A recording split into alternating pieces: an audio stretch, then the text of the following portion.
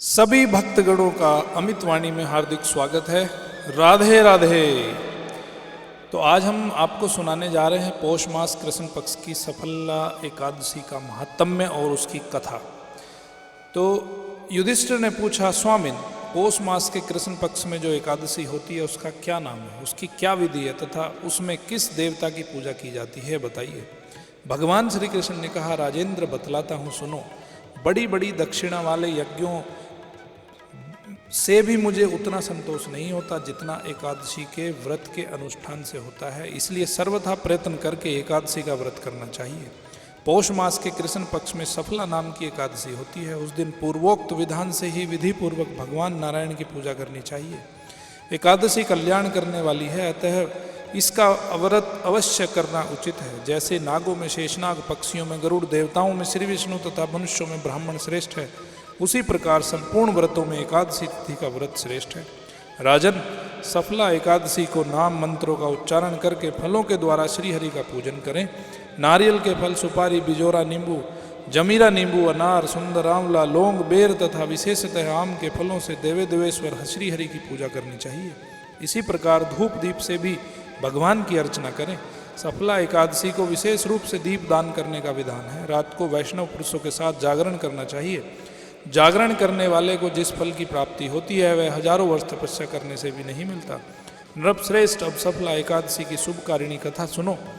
चंपावती नाम से विख्यात एक पुरी है जो कभी राजा महिष्मत की राजधानी थी।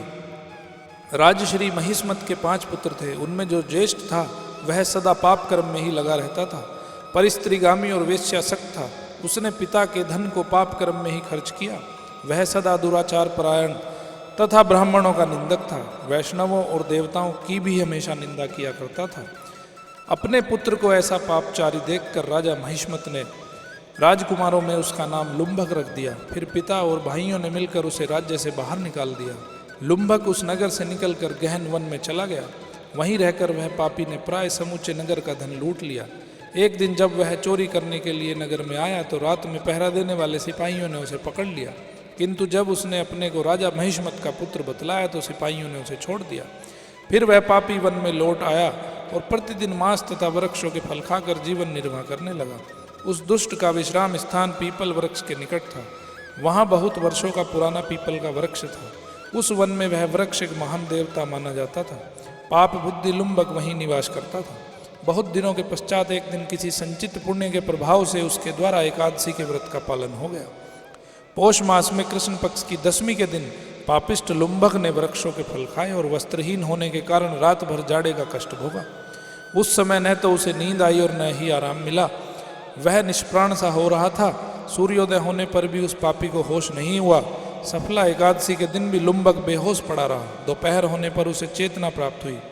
फिर इधर उधर दृष्टि डालकर वह आसन से उठा और लंगड़े की भांति पैरों से बार बार लड़खड़ाता हुआ वन के भीतर गया। वह भूख से दुर्बल और पीड़ित हो रहा था। राजन, उस समय लुम्बक बहुत से फल लेकर ज्यों ही विश्राम स्थल पर लौटा त्यों ही सूर्यदेव अस्त हो गए। तब उसने वृक्ष की जड़ में बहुत से फल निवेदन करते हुए कहा, इन फलों से लक्ष्मीपति भगवान विष्णु संतुष्ट हों। यों कहकर लुम्बक ने रात भर नींद नहीं ली। इस प्रकार अनायास ही उसने इस व्रत का पालन कर लिया। उस समय सहसा आकाशवाणी हुई, राजकुमार, तुम सफला एकादशी के प्रसाद से राज्य और पुत्र प्राप्त करोगे। बहुत अच्छा कहकर उसने वह वरदान स्वीकार किया। इसके बाद उसका रूप दिव्य हो गया। तब से उसकी उत्तम बुद्धि भगवान विष्णु के भजन में लग गई। दिव्य आभूषणों की शोभा से संपन्न होकर उसने अकंटक राज्य प्राप्त किया और 15 वर्षों तक वह उसका संचालन करता रहा। उस समय भगवान श्री कृष्ण की कृपा से उसके मनोज्ञ नामक पुत्र उत्पन्न हुआ। जब वह बड़ा हुआ तब लुम्भक ने तुरंत ही राज्य की ममता छोड़कर उसे पुत्र को सौंप दिया और वह भगवान श्री कृष्ण के समीप चला गया, जहाँ जाकर मनुष्य कभी शोक में नहीं पड़ता। राजन, इस प्रकार जो सफला एकादशी का उत्तम व्रत करता है वह इस लोक में सुख भोग कर मरने के पश्चात मोक्ष को प्राप्त होता है। संसार में वे मनुष्य धन्य हैं जो सफला एकादशी के व्रत में लगे रहते हैं। उन्हीं का जन्म सफल है महाराज।